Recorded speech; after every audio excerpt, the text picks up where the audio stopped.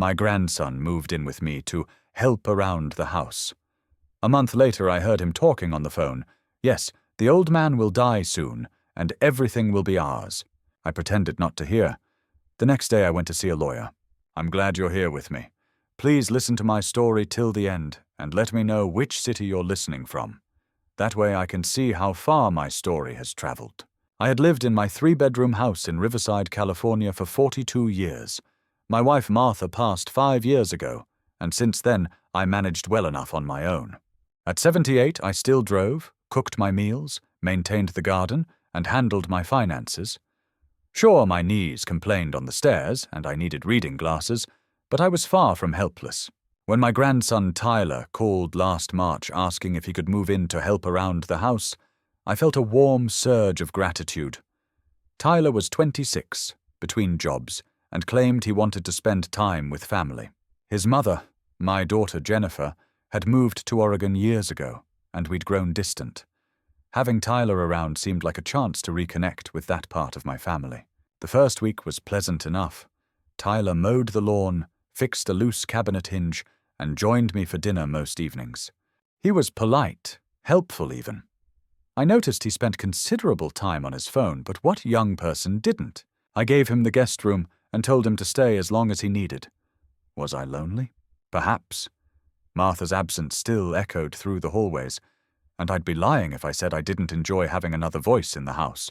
By the second week, small things began to shift. Tyler started asking questions about my estate planning. Had I updated my will recently? Where did I keep important documents? What was the house worth these days? I answered vaguely, attributing his curiosity to general interest. Young people worried about inheritance. It was natural, wasn't it? Then I noticed the bills. Tyler had volunteered to help with paperwork, but when I checked my credit card statement, there were charges I didn't recognize. Not enormous amounts, 100 here, 200 there, but purchases I certainly hadn't made. When I asked Tyler about it, he claimed they were household supplies he'd bought with my card and forgotten to mention. He promised to pay me back. I wanted to believe him. The calls started in the 3rd week. Tyler would step outside or retreat to his room for hushed phone conversations. I wasn't trying to eavesdrop, but my house wasn't large. Through the walls I caught fragments. Just need a few more months. Worth at least $600,000. He doesn't suspect anything. One afternoon in late April, I was in the hallway outside Tyler's room, heading to the bathroom. His door was slightly ajar, and his voice carried clearly. He was laughing, a sound that made my skin prickle with its casual cruelty. Yeah, the old man will die soon enough, and then everything will be ours. Tyler said into his phone. He's already slowing down. Might not even make it to Christmas. The house alone is worth a fortune, and I'm pretty sure there's retirement money too. I've already got him giving me access to his accounts. He trusts me completely. The stupid old fool. I froze in the hallway. My heart hammered against my ribs so hard I thought it might crack them. There was more laughter from Tyler's room, and then, "Don't worry, babe. We just need to be patient. Maybe I'll help things along if he takes too long. Who's going to question it? He's old." Blood roared in my ears. My legs trembled, but I forced myself to move silently back down the hallway. I couldn't let him know I'd heard. Something primal and sharp cut through my shock, an instinct for survival I didn't know I still possessed. I made it to my bedroom and closed the door quietly. My hands shook as I sat on the edge of the bed Martha and I had shared for 4 decades. The betrayal cut deeper than any physical pain I'd ever experienced. My own grandson, Jennifer's son. The boy I'd held as a baby, given birthday money to, welcomed into my home. He was planning to steal from me. Possibly worse. Might help things along. Those words echoed in my skull. What did that mean? Would he try to hurt me? Accelerate my death somehow? The thought seemed insane, like something from a television thriller, but I'd just heard him say it with my own ears. I looked at myself in the dresser mirror. An old man looked back. Grey hair, lined face, tired eyes. but those eyes were sharp. My mind was still clear. I wasn't dead yet, and I wasn't helpless. If Tyler wanted to play games with my life, he was about to learn that this old man had some fight left in him. But first, I needed to be smart. I needed a plan. I didn't sleep that night. Every creak of the house made me wonder if Tyler was coming down the hallway. Was I safe in my own home? The question felt absurd and terrifying in equal measure. I kept my bedroom door locked, something I hadn't done since Martha was alive, and I lay in the darkness, cataloguing everything Tyler could take from me. The house was worth somewhere between $600,000 and $700,000. The neighborhood had appreciated significantly over the decades. Then there was my retirement savings, $400,000 in various accounts, the result of 40 years of careful work as an electrical engineer. My Social Security. The life insurance policy, a smaller one, just $50,000, meant to cover funeral expenses. My car, though old, was paid off. The furniture, most of it antiques Martha had collected. Her jewelry still in the bedroom safe. My collection of vintage radios I'd restored. None of it worth a fortune individually. But together? Tyler was looking at close to $1.5 million, maybe more, and he was willing to help things along to get it. As dawn broke through my bedroom curtains, I forced myself to think clearly. Fear was useful only if it led to action. I'd spent my career solving complex electrical problems, breaking them down into manageable components, testing solutions, building fail-safes. This situation required the same approach. What did I know for certain? Tyler had already accessed some of my accounts. He'd made unauthorized charges. He was planning with at least one other person, the babe he'd mentioned on the phone. He believed I was oblivious and dying soon. He saw me as an obstacle to be removed, not a grandfather to be cherished. What were my assets? My mind was sharp. I knew my rights. I still had control of my finances, my property, my decisions. Tyler was living here by my invitation, which meant I could revoke that invitation. Most importantly, I had knowledge he didn't know I possessed. I'd heard his true intentions. But I couldn't simply throw him out. That would tip my hand, and if he was truly dangerous, it might provoke him to act rashly. No, I needed documentation, evidence, legal protection. I needed to secure my assets and ensure that even if something happened to me, Tyler wouldn't inherit a cent. The plan, it was a lie, but a useful one. I needed an excuse to leave the house without suspicion. "Want me to drive you, Grandpa?" Tyler asked, and I wondered if he was genuinely concerned or hoping to monitor me. "I'm fine," I assured him. "Still know how to drive myself around." 2 hours later, I was sitting in the office of Patricia Chen, the attorney who'd handled Martha's estate. Patricia was in her 50s, sharp-eyed and no-nonsense. I'd called ahead and told her I needed to discuss urgent estate matters. "Robert." She greeted me, concern evident in her expression as I settled into the chair across from her desk. "You sounded worried on the phone. What's happening?" I told her everything. The overheard conversation, the unauthorized credit card charges, Tyler's questions about my estate, my fear that he might try to harm me. Speaking it aloud made it feel more real and also more absurd. Patricia listened without interruption, taking notes. When I finished, she set down her pen and looked at me seriously. "Robert, if you believe you're in physical danger, we should contact the police immediately." "I don't have proof," I said. "Just a conversation I overheard. He could claim he was joking, or that I misunderstood. But I need to protect myself legally. I need to change my will, secure my accounts, and document everything that's happening. Can you help me?" Patricia nodded slowly. "Yes, we can absolutely do that. Let's start with your immediate safety, and then we'll build a legal fortress around your assets. If your grandson wants a fight, we'll give him one he'll never forget." For the first time since yesterday, I felt a flicker of hope. I wasn't helpless after all. Patricia worked quickly. Within that first meeting, we outlined a comprehensive strategy. First priority, revoke Tyler's access to anything financial. Second, document everything. Third, create a new will that explicitly disinherited anyone attempting to defraud or harm me. Fourth, gather evidence of Tyler's unauthorized spending and his intentions. We need to be methodical, Patricia explained, pulling up documents on her computer. California law allows you to disinherit descendants, but we need to be explicit about it. More importantly, if we can prove financial exploitation of an elder, that's a criminal matter. Elder exploitation. The phrase made me wince, but she was right. I was 78, and my grandson was stealing from me while plotting my death. We started with the financial accounts. Patricia had me call my bank from her office, putting the call on speaker.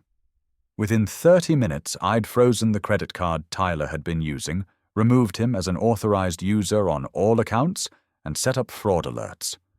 The bank representative, once I explained the situation, was sympathetic and thorough. They'd send me statements documenting every charge Tyler had made. How much has he taken? Patricia asked after I hung up. They'll send a detailed report, but from what I saw today, close to $8,000 over the past month. Restaurants, cash withdrawals, online purchases shipped to the house. Patricia's jaw tightened. That's grand theft. We're building a strong case. Next, we drafted a new will. It was explicit.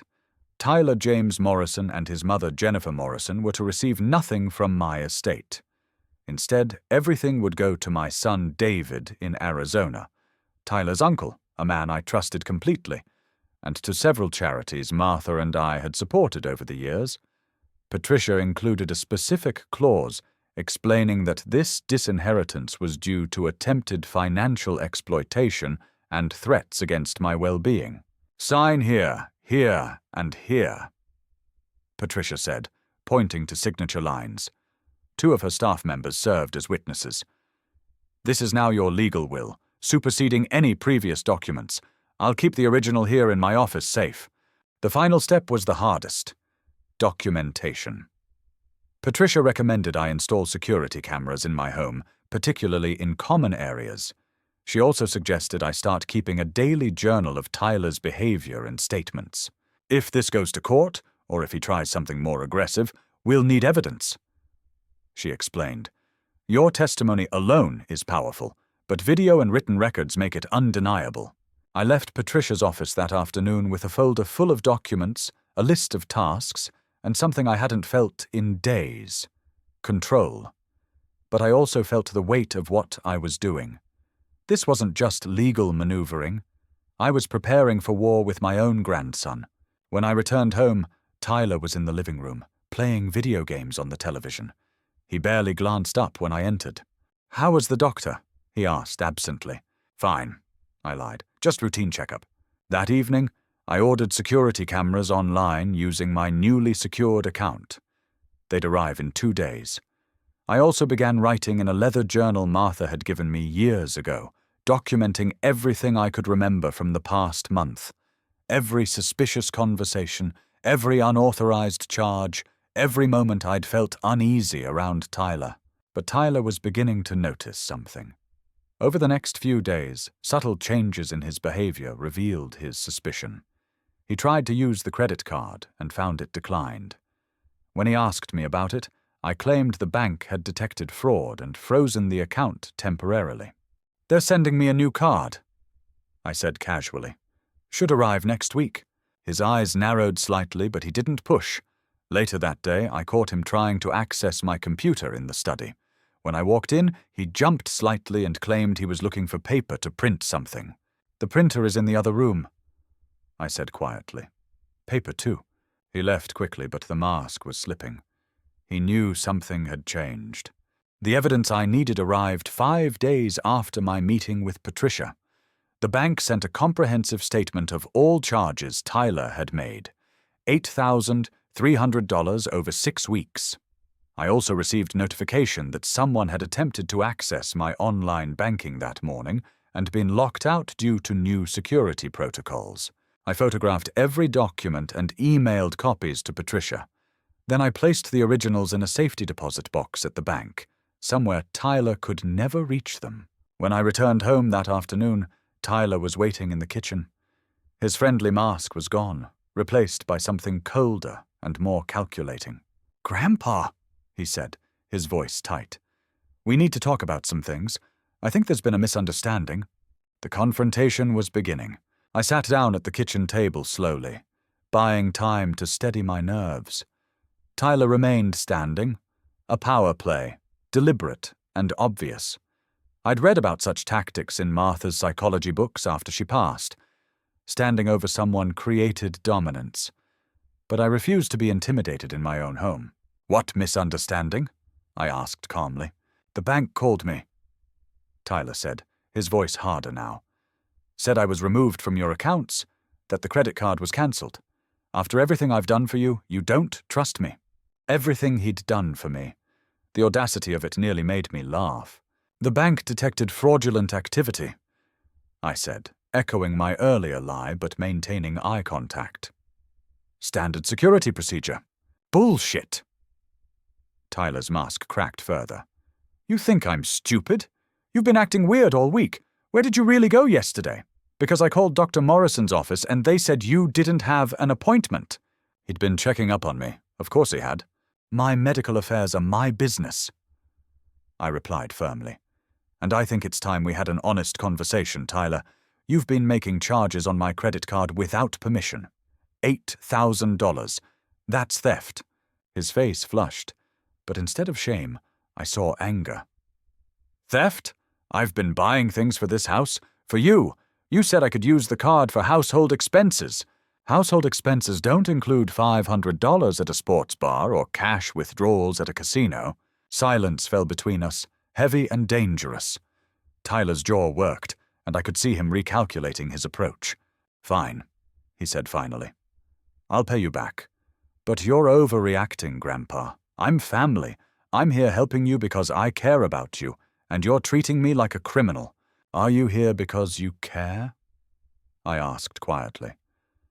"Or are you here waiting for me to die so you can inherit everything?" The words hung in the air like a grenade with the pin pulled. Tyler's face went white, then red. He knew that I knew. "What the hell are you talking about?" But his voice shook slightly. "I heard you, Tyler, on the phone, talking about how the old man will die soon and everything will be yours. Talking about helping things along if I take too long." For a moment, genuine fear flickered across his face. Not fear for me, but fear of being caught. Then it hardened into something uglier. "You're paranoid," he said, but the denial was weak. "You're old and you're confused and you're imagining things. I'm 78, not senile," I replied, standing up to meet his eye level. "I know what I heard. I also know you've been stealing from me, planning to steal more, and I've taken steps to protect myself.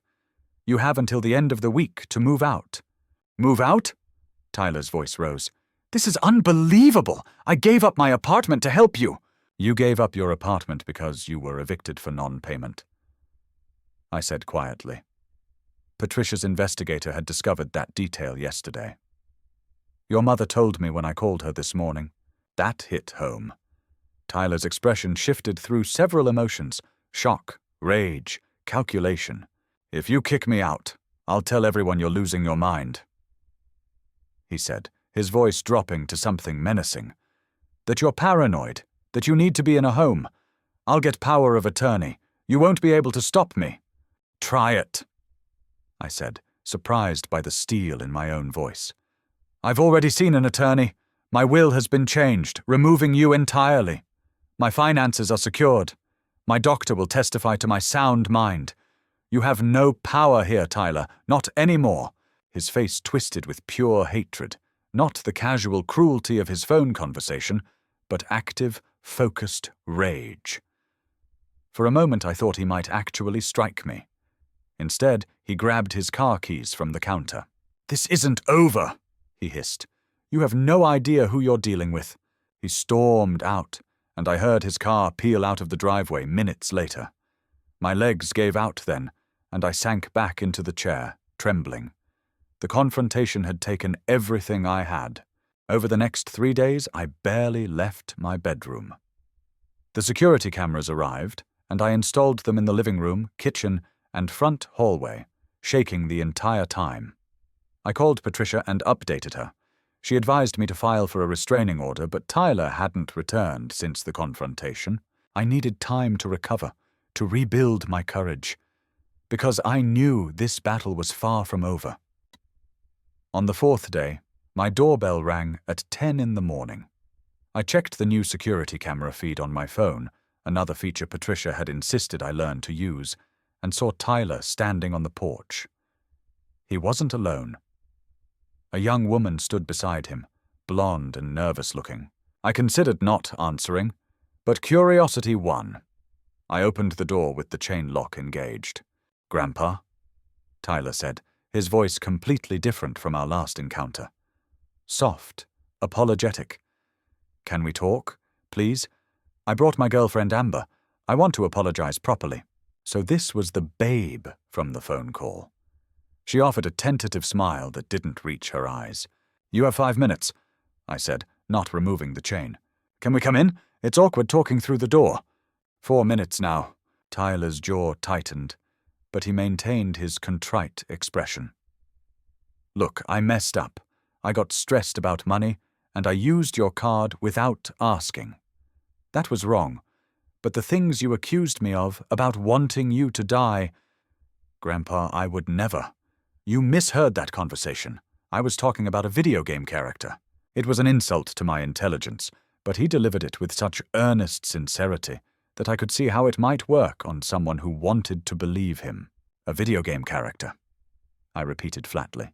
"Yes, in the game I play, there's this old king who—" He stopped at my expression. "Grandpa, please. I know I screwed up with the credit card, but I'm family. Don't throw that away over a misunderstanding." Amber stepped forward. "Mr. Morrison, Tyler talks about you all the time. He loves you. He's just been going through a hard time financially, and he made some bad choices. But he's not a bad person." I looked at her, really looked at her. She was younger than Tyler, maybe 23. Anxious? Either she was a fantastic actress, or Tyler had lied to her about his true nature. Perhaps both. "Tyler," I said calmly, "you stole $8,000 from me. You said, and I heard you clearly, that you were waiting for me to die and would help things along if needed. Those aren't video game words. You want my money, and you see me as an obstacle. The answer is no." "No to what?" Tyler's mask was slipping again, frustration creeping into his voice. "No to all of it. No reconciliation. No forgiveness until you've earned it through actions, not words. No access to my home or my finances. You have 3 days to collect your belongings, or I'll have them removed to storage at your expense." "You're being unreasonable," Tyler snapped, the apologetic tone evaporating. "I'm trying to make this right." "By lying to my face?" I shook my head. "I may be old, Tyler, but I'm not a fool. Goodbye." I closed the door. Through the security camera, I watched them argue on the porch. Tyler angry and gesturing sharply, Amber looking scared. Finally, they left. I stood in my hallway, breathing slowly, waiting for my heartbeat to return to normal. The cold calm I'd felt during the conversation surprised me. Maybe it was the knowledge that I had legal protection. Maybe it was simply that I'd already grieved the grandson I thought I knew. That afternoon, I called my son David in Arizona. We'd always had a solid relationship, though distance had made us less close than I'd have liked. I told him everything. Tyler's theft, the threats, the legal steps I'd taken. "Dad," David said, his voice tight with anger. "Why didn't you call me sooner? I'm getting on a plane. I'll be there tomorrow." "You don't have to—" "The hell I don't. You're my father, and my nephew is threatening you. I'm coming." David arrived the next evening with his wife, Susan. Their presence filled the house with warmth I hadn't realized I'd been missing. We sat around the kitchen table, the same table where Tyler had confronted me, and David reviewed all the documentation Patricia had prepared. "You've done everything right," David said finally. But you shouldn't go through this alone. I'm staying for a few weeks, Susan added. At least until we know Tyler isn't coming back. I started to protest, but the relief I felt stopped me. I didn't have to face this alone. I had family, real family, who actually cared about my well-being, not my bank account. For the first time in weeks, I slept soundly that night, knowing someone I trusted was down the hall. Tyler came back 6 days later. I was having breakfast with David and Susan when the doorbell rang insistently, not a polite knock, but aggressive, repeated ringing.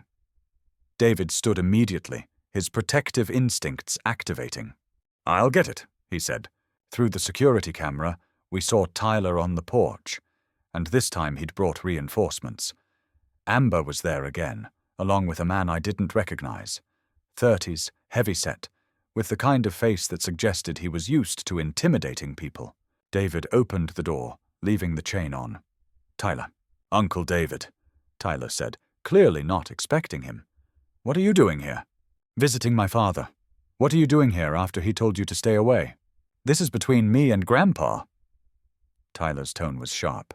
"Family business." "I am family," David replied coldly. "And you're not welcome." "Let them in," I called from the kitchen. Susan started to object, but I shook my head. "I want to hear what he has to say, but keep your phone ready." David stepped back reluctantly, opening the door fully. Tyler entered with his entourage, his eyes scanning the room and landing on me with an expression I couldn't quite read. Anger mixed with something more calculated. "Grandpa," Tyler said, "we need to settle this. You've been talking to lawyers, changing your will, spreading lies about me to Uncle David. This has gone too far." "I've been protecting myself from theft and threats," I replied calmly. "Those aren't lies. They're documented facts." The heavy business partner. That was an interesting euphemism. "Tyler has stolen from me," I said directly. "There's no miscommunication about that." "Stolen is a strong word," Jake said, his tone hardening slightly. "Tyler used your card for household expenses with permission. If there's a balance owed, we can work that out. But these accusations, saying Tyler wants you dead, that's defamation. That could be legally actionable." "Ah, there it was, the real threat." "Are you threatening to sue me?" I asked. "We're saying you should reconsider," Tyler interjected. "Look, Grandpa, I know we had a fight. I know I messed up, but you're my grandfather. I love you. Can't we put this behind us? I'll pay back the money. We can forget all this legal stuff. Just let's go back to how things were." His voice was pleading, his eyes wet with what might have been tears. It was a good performance. If I hadn't heard him planning my death, hadn't seen the calculation in his eyes, I might have believed it. "No," I said simply. Tyler's expression flickered. "No. No reconciliation. No forgetting. No going back. You showed me who you really are, Tyler. You're not here because you love me.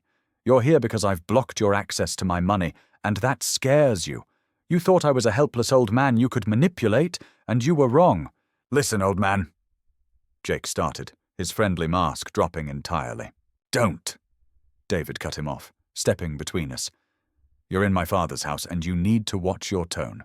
Your father is making a huge mistake," Jake said, his voice low and menacing. "Tyler's been nothing but good to him, and this is how he's repaid? By cutting him out of his inheritance? That's not right. That's not family." Family doesn't steal," Susan said sharply from behind me. "Family doesn't plot someone's death for money." Amber flinched at that, glancing at Tyler with something that looked like doubt. Tyler's mask shattered completely. "You know what? Fine. Keep your money, old man. But don't expect anyone to care when you're dying alone in this house. Don't expect anyone to come to your funeral. Don't expect—" "Get out," I said, my voice ice cold. "Get out of my house now, or I'm calling the police. You're going to regret this," Tyler hissed. "All of you. You think you're so smart, but you have no idea what I'm capable of." David pulled out his phone. "I'm calling 911. Tyler grabbed Amber's arm roughly, jerking her towards the door. Jake followed, shooting us a final threatening look. The door slammed behind them. My hands were shaking. David was immediately on the phone with Patricia, explaining what had happened. Susan wrapped a blanket around my shoulders. I felt fear, genuine fear. But underneath it something stronger burned, absolute determination. Tyler had just made his biggest mistake. He'd threatened me in front of witnesses, in my own home. This ended now. Patricia moved with stunning speed. Within 24 hours of Tyler's threatening visit, she'd filed for a restraining order and reported the theft to the police.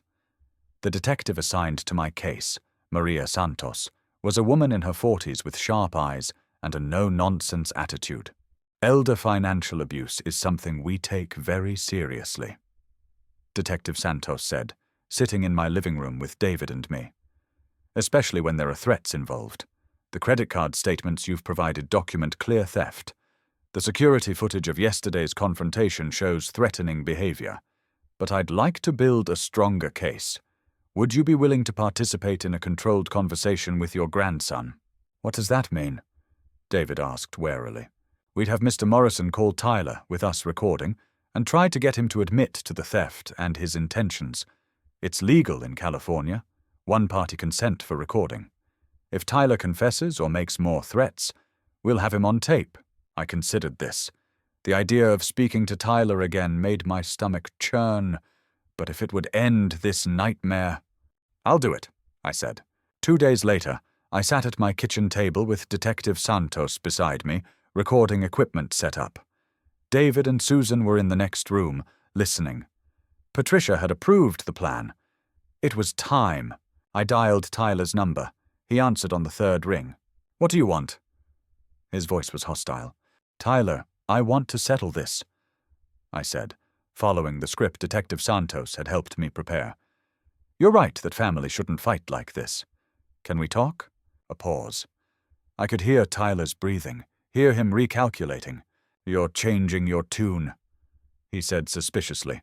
I'm tired, Tyler. I'm old, and this stress isn't good for my heart. Maybe we can work something out. Work something out how? If you pay back what you took from the credit card, maybe we can forget the legal issues. Put you back in the will. Another pause, longer this time. Then, you'd really do that? I don't want to spend my final years fighting with my grandson, I said, and there was truth in those words, even if the conclusion was different than he thought. What about Uncle David? He's been poisoning you against me. David wants what's best for me. If I tell him I want to reconcile with you, he'll accept it. I could hear Tyler conferring with someone in the background. Probably Jake or Amber.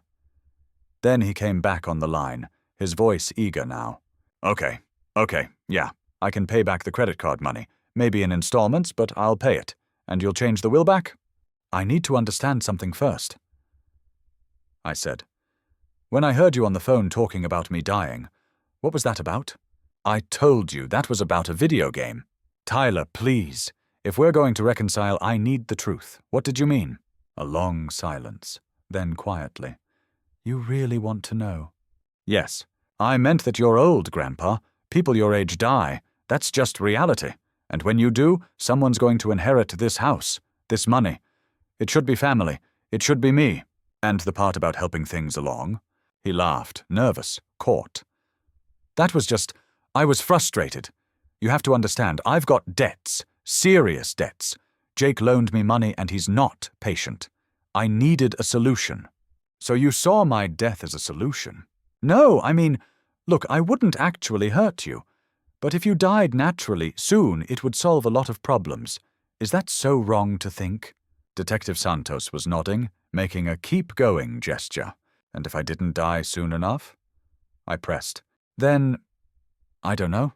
Maybe you'd have an accident. Maybe your medication would get mixed up. Old people have accidents all the time, right? No one would question it. The words hung in the air. Tyler realized what he'd said a moment too late. Wait, why are you asking me all this? Are you recording this? Yes, I said simply. And the police are here. You son of a— The line went dead. Detective Santos stopped the recording and looked at me with something like respect. Mr. Morrison, You just got him to confess to conspiracy to commit murder and financial exploitation of an elder. That's enough for an arrest warrant." My hands were steady. My mind was clear. Tyler had finally told the truth, and now he would face the consequences. Tyler was arrested 3 days later at Amber's apartment in San Bernardino. Detective Santos called me personally to deliver the news. "He tried to run," she said. "Had a bag packed, was heading for the Mexican border. We got him at a gas station 20 miles from the crossing. He's being charged with financial elder abuse, grand theft, and conspiracy to commit murder." "Conspiracy?" I asked, my voice catching slightly. "The recorded confession where he discussed causing you to have an accident or medication mix-up that constitutes conspiracy to commit murder under California law. Even if he didn't act on it, planning it is a crime. Combined with the financial exploitation, he's looking at serious prison time." The preliminary hearing was held 2 weeks later. Patricia accompanied me to the courthouse, as did David and Susan. I'd been dreading seeing Tyler again, but I needed to face this. Tyler looked smaller in his orange jumpsuit, flanked by a public defender who looked overwhelmed. His confident swagger was gone, replaced by pale fear. When he saw me enter the courtroom, something flickered in his eyes. Anger, resentment, but also the dawning realization of what he'd lost. The prosecutor presented the evidence methodically, the credit card statement showing $8,000 in unauthorized charges, the security footage of Tyler's threatening visit, the phone calls to my bank attempting to access my accounts, and most damning, the recorded conversation where Tyler admitted to planning my accident. Tyler's attorney tried to argue that the recording was entrapment, that Tyler had been speaking hypothetically, that he'd never intended actual harm. But the prosecutor demolished each argument with cold precision. The defendant didn't say if he would harm his grandfather. She stated, he said when circumstances demanded it, he would. He viewed Mr. Morrison's continued life as an obstacle to his inheritance. That's not hypothetical. That's premeditation. The judge, a silver-haired woman named Victoria Hartwell, listened without expression. When Tyler's attorney finished his weak defense, she spoke. "I've reviewed all the evidence presented. Mr. Morrison, I want you to know that the court takes elder abuse extremely seriously. Your grandson exploited your trust, stole from you, and planned to harm you. The recorded confession is particularly disturbing, not just for what was said, but for the casual tone in which it was said." She turned to Tyler. "Mr. Morrison, you are hereby ordered to stand trial on all charges. Bail is denied due to flight risk. You were literally fleeing the state when arrested. You'll remain in custody pending trial." Tyler's face crumbled. "Your Honor, please." "Furthermore," Judge Hartwell continued, "I'm issuing a permanent restraining order. You are to have no contact with your grandfather, directly or indirectly. If convicted, I'll be recommending the maximum sentence." As they led Tyler away, he looked back at me one final time. I met his gaze steadily. I felt no satisfaction, no triumph, just a deep, tired sadness for what could have been and a steely determination that justice had to be served. The trial took place 4 months later. I testified for 2 hours, recounting everything from Tyler's arrival to the recorded confession. The jury deliberated for less than 3 hours, guilty on all counts. At sentencing, Judge Hartwell looked at Tyler with unconcealed contempt. "You targeted one of the most vulnerable populations, the elderly, and you targeted your own family member. You stole from him, threatened him, and planned to murder him for money. The court finds you to be a danger to society, particularly to elderly individuals. 12 years in state prison," she announced. "No possibility of parole for at least 8 years. Additionally, you are ordered to pay restitution of $8,000, plus interest and court costs. Upon release, you will be on supervised probation for 5 years. Tyler's shoulders sagged. 12 years. He'd be 38 when he got out, if he got out early for good behavior. As they led him away, Amber approached me in the hallway. She looked thinner, more tired. "Mr. Morrison," she said quietly. "I didn't know about any of it. He told me you were sick, that you were confused, that he was trying to help you. I'm so sorry." "Did he?" I asked gently. She nodded, tears streaming down her face. "I should have seen it. The lies, the manipulation. I was stupid." "You were trusting," I corrected. "That's different. Be more careful who you trust in the future." Patricia drove me home. David and Susan had prepared dinner, a celebration of sorts, though it felt strange to celebrate family destruction. "You did the right thing, Dad," David said that evening. "You protected yourself, and probably protected others from Tyler, too." I nodded, but I felt no joy, only a quiet, firm relief that it was finally over. 6 months after Tyler's sentencing, I stood in my backyard watching the garden bloom. Martha would have loved this spring. The roses were particularly vibrant, deep red and buttery yellow, climbing up the new trellis David had helped me install. Life had changed in ways I couldn't have imagined a year ago. David and Susan had initially planned to stay just a few weeks, but they'd ended up selling their house in Arizona and buying a place just 15 minutes from me. "We should have been closer all along," David said simply. Their presence transformed my daily existence from lonely silence to shared meals, weekend projects, and frequent visits from my 3 grandchildren, Tyler's cousins, who were appalled by what he'd done. I'd also reconnected with old friends from my engineering days. A group of us met every Tuesday for coffee and chess at the local community center. I'd forgotten how much I enjoyed intellectual sparring with people who remembered the same technological revolutions I did. Martha would have been pleased to see me engaging with life again, instead of slowly fading in isolation.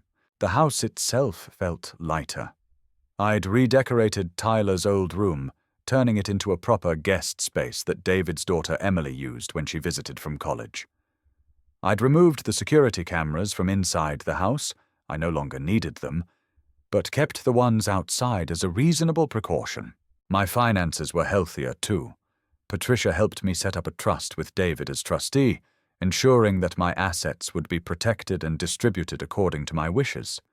I'd also started donating to organizations that helped elder abuse victims, using my experience to raise awareness. "You've turned trauma into purpose," Patricia said during one of our regular lunches. "That's remarkable." I didn't feel remarkable. I felt lucky to have survived and wise enough to have protected myself. Tyler's life, by contrast, had collapsed entirely. Through David, who still maintained sporadic contact with Jennifer, I learned the details. Jennifer herself had cut Tyler off completely after learning the full truth of what he'd attempted. The revelation that her son had planned to murder her father destroyed their relationship. She cried for 3 hours when I told her about the recording, David reported. She kept saying she didn't know how she'd raised someone capable of that. In prison, Tyler was not thriving. He'd been involved in several altercations. His arrogance and entitlement made him unpopular with other inmates. He'd been moved to administrative segregation twice for his own protection. The reports Jennifer received were grim. Tyler was depressed, isolated, and deeply bitter. Jake Hastings, Tyler's business partner, had also faced consequences. Detective Santos discovered that Jake ran a loan sharking operation, and Tyler's debts to him were part of an illegal gambling ring. Jake was serving 6 years in a different facility, and Tyler's testimony against him had earned Tyler enemies on both sides of the law. Amber had moved back to Oregon, and, from what I heard through Jennifer, was working as a veterinary technician and dating someone stable. She'd written me one more letter after the trial, apologizing again and thanking me for being kind to her during the trial. I'd written back, encouraging her to build a good life. She'd been a victim of Tyler's manipulation too. The financial restitution Tyler owed me was being garnished from his prison wages, 25 cents per hour of labor. At that rate, he'd be repaying me for decades after his release. I'd considered forgiving the debt, but Patricia advised against it. "Let him pay," she said. "Let him understand the weight of what he did. Every tiny payment is a reminder." Perhaps she was right. Justice wasn't just about punishment, it was about accountability. One afternoon, I received a letter from Tyler. It was the first communication since his sentencing. My hand shook slightly as I opened it. The letter, I read it once, then fed it into the shredder. David, everything's fine, I said, and realized I meant it. Just taking out the trash. That evening I sat on my porch with a glass of Martha's favorite wine, watching the sunset paint the sky in shades of amber and rose. I'd survived. I'd protected myself. I'd won. And life finally was good again. So that's my story. My grandson tried to steal my life savings and planned my murder. I fought back, and justice prevailed. But I want to ask you something. What would you have done in my position? Would you have confronted him immediately? Called the police right away? Given him a second chance? Family betrayal is devastating, but staying silent can be fatal. If you or someone you know faces elder abuse, speak up. Document everything. Get legal help. You're stronger than you think. If this story resonated with you, please leave a comment below sharing your thoughts. Have you experienced family betrayal? How did you handle it? Subscribe to my channel for more true stories of survival and justice. Thank you for listening to my story. Remember, you're never too old to fight for yourself.